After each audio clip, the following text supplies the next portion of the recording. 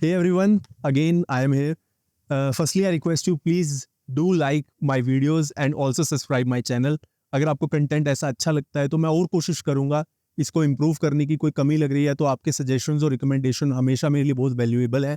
हम हमारी mountain polity की सीरीज को आगे कंटिन्यू कर रहे हैं all the way from Himachal Pradesh. Currently I am into the district Lahaul and Spiti Keylong -10 degree Celsius. तो फिर आगे मैं आपको पढ़ाता हूँ article 25 to article 28।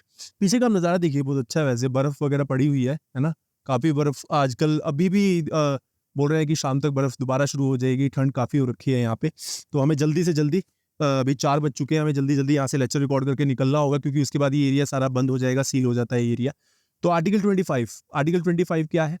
Freedom of profession, propagation, freedom of profession है ना, profess and propagate any religion. Normal क्या बोलता है हमारा कॉन्स्टिट्यूशन कि भैया आप कोई भी धर्म फॉलो कीजिए, है ना।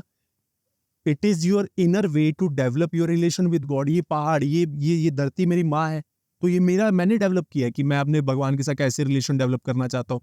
तो that is about the article number 25, freedom of profession, free propagation और to profess any religion, any god in whatever way he desires.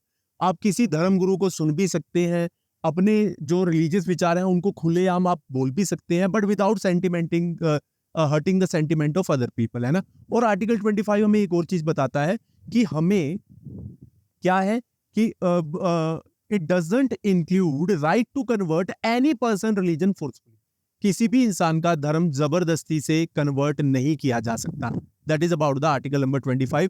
एक और छोटी सी इंफॉर्मेशन है कि article 25 also contains one who is wearing and carrying kirpans is included into the profession of Sikh religion।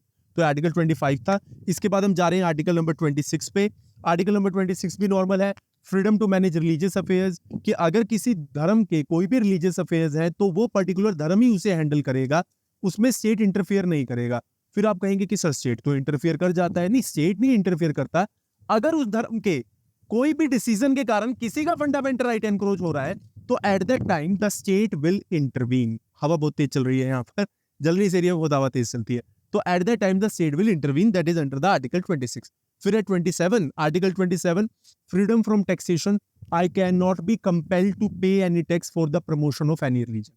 कि पहले तो मेरे को जबरदस्ती नहीं की जा सकती कि आपको टैक्स देना पड़ेगा किसी रिलीजन के प्रमोशन के लिए। दूसरा, that the money collected by way of tax cannot be utilized for the promotion of any religion। जो भी पैसा इकट्ठा हुआ है टैक्स से, वो किसी प्रमोशन के लिए यूटिलाइज नहीं किया जाएगा।